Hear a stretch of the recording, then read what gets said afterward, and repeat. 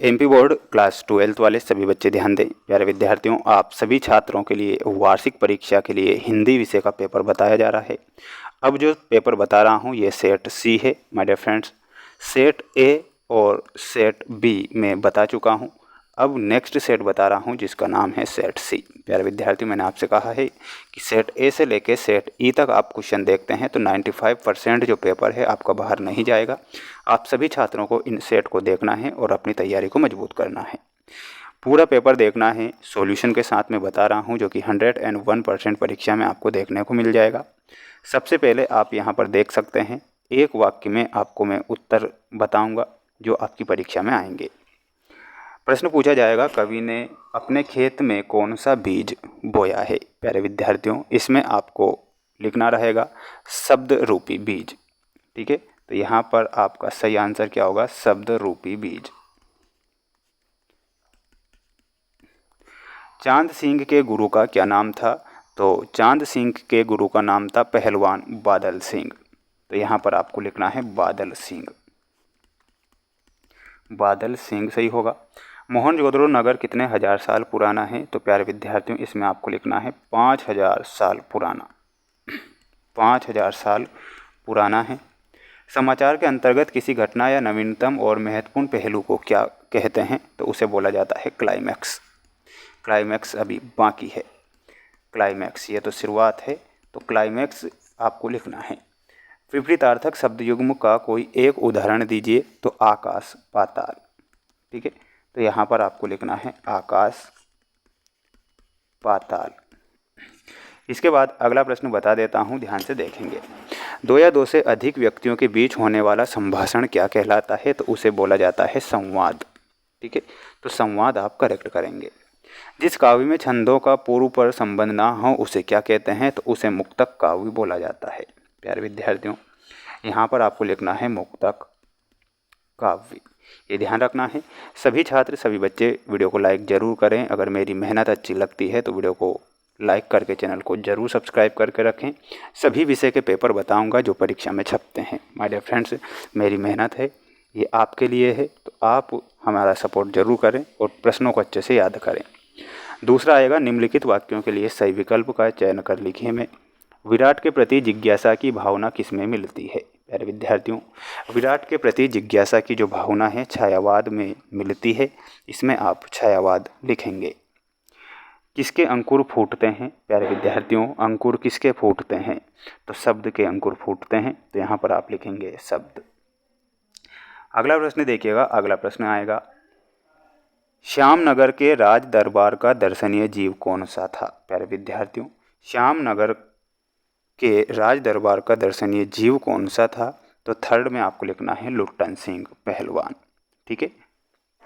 जूझ पाठ के लेखक कौन है। प्यारे विद्यार्थियों, जूझ नामक पाठ के जो लेखक हैं आनंद यादव इस पाठ के लेखक हैं। तो इसमें आपको आनंद यादव लिखना है। भारत का पहला छापा खाना कहाँ पर खुलता है। तो भारत का प्रथम छापा खाना जो है गोवा में खुलता है। तो इसमें आपको गोवा लिखना है।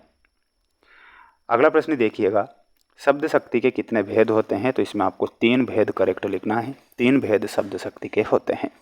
सभी छात्र अपने दोस्तों के साथ वीडियो को शेयर जरूर करें और सभी बच्चों को चैनल को सब्सक्राइब करके जरूर रखना है। अगर सबसे ज़्यादा अंक प्राप्त करने हैं परीक्षा में तो जो सेट में बता रहा हूँ उन्हें पढ़ लीजिए और रट लीजिए।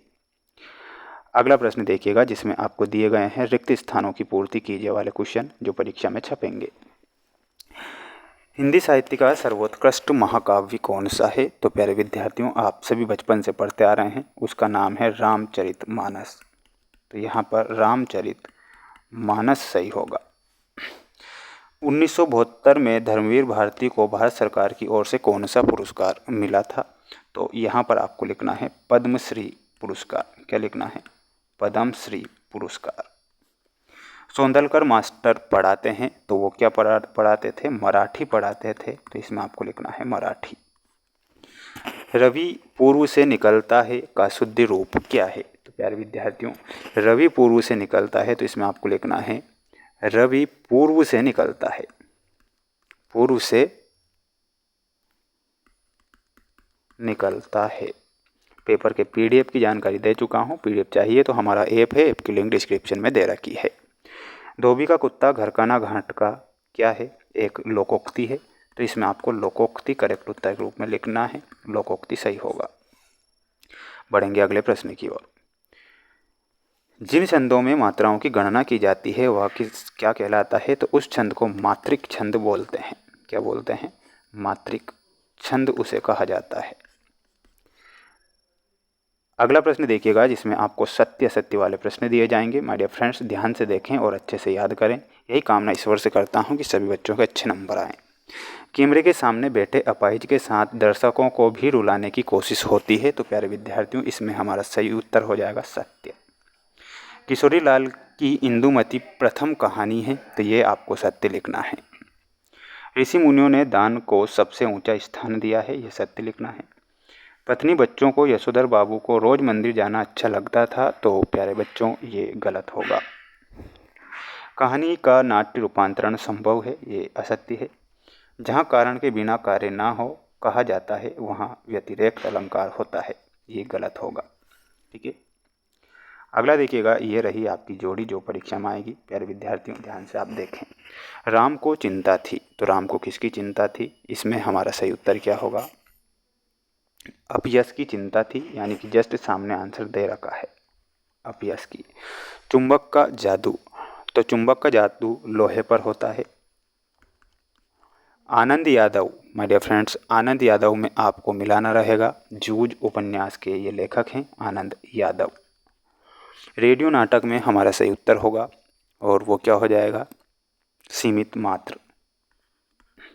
राष्ट्रभाषा जो होती है वो किस प्रकार की भाषा होती है? उसे हम सरकारी कामकाज की भाषा भी बोल सकते हैं। राजकीय भाषा होती है राष्ट्रभाषा। यहाँ राष्ट्रभाषा के बारे में पूछा है, तो यहाँ पर आपको लिखना है संपर्क भाषा। आख्यानक गीतियाँ, प्यारे बच्चों, प्यारे साथियों, आख्यानक गीतियाँ में आपको मिलाना रहेगा बिहारी सतसई। दृश्य संभव में हमारा सही उत्तर हो जाएगा स्मृति। तो ये आपकी जोड़ी यहाँ कंप्लीट हो चुकी है। माय डियर फ्रेंड्स, जितने भी छात्र वीडियो को देख रहे हैं तो देख लीजिए पूरा पेपर। ये आपका अगला प्रश्न रहेगा, परीक्षा में पूछा भी जाएगा। भक्ति काल को हिंदी साहित्य का स्वर्ण युग क्यों कहा जाता है? प्रयोगवादी कविता की दो विशेषताएं, रोमांचित शरीर का संगीत का जीवन की लय से क्या संबंध है? रस की परिभाषा आपको याद करके जाना है। ये पूरा पेपर मैं आपको यहाँ बता रहा हूँ। प्यारे बच्चों, प्यारे साथियों, जितने भी छात्र हमारे चैनल पर नए जुड़े हैं तो चैनल को ज़रूर सब्सक्राइब करेंगे। सेट सी है, इसके बाद मैं आपको यहाँ पर बता देता हूँ सारे के सारे सेट। ये सेट डी है। कौन सा सेट है? ये सेट डी है। सेट डी भी अगर आपको देखना है तो प्यारे विद्यार्थियों चैनल को सब्सक्राइब करके रखना है, क्योंकि बहुत जल्द सेट डी आएगा जिससे कि आप अपनी तैयारी को मजबूत कर सकेंगे।